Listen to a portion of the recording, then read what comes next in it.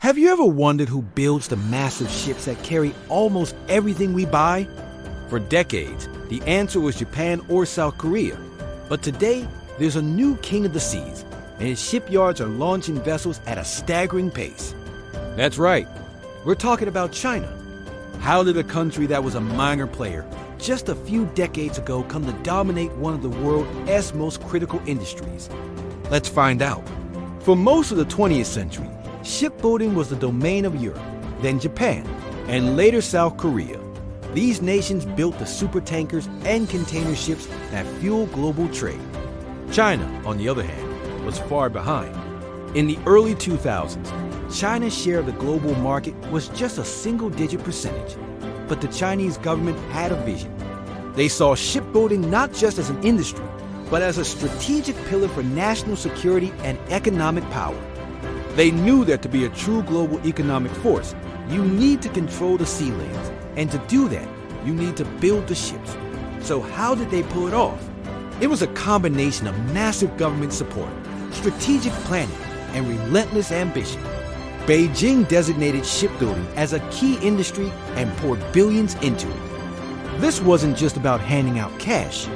They consolidated smaller, inefficient shipyards into two massive state-owned giants, the China State Shipbuilding Corporation, or CSSC, and the China Shipbuilding Industry Corporation, or CSIC. These behemoths were designed to compete on a global scale.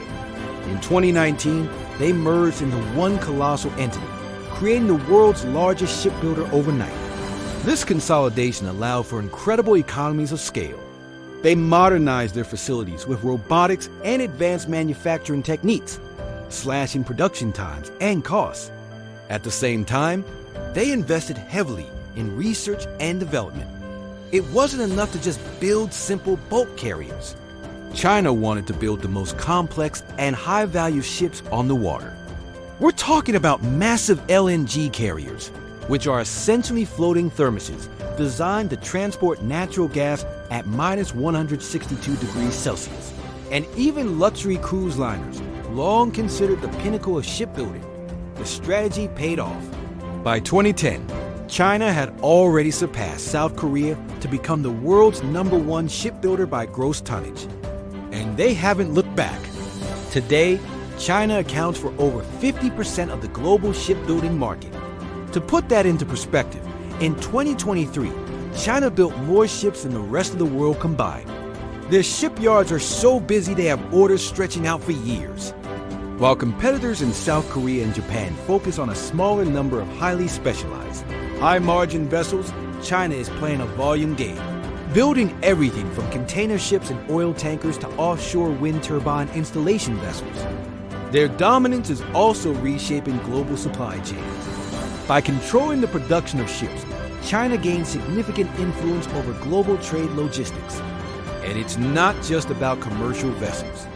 This industrial might directly supports the rapid expansion of the Chinese Navy, giving them the capacity to build warships at an unprecedented rate. This dual-use capability is a key part of their long-term strategic planning. So, what does the future hold? China is now pushing into green shipping, developing vessels powered by alternative fuels like methanol and ammonia, aiming to lead the industry's next technological leap.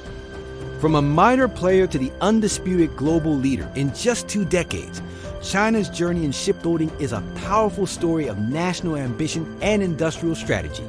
The next time you see a giant container ship on the horizon, there's a very good chance it began its journey in a Chinese shipyard. Thanks for watching!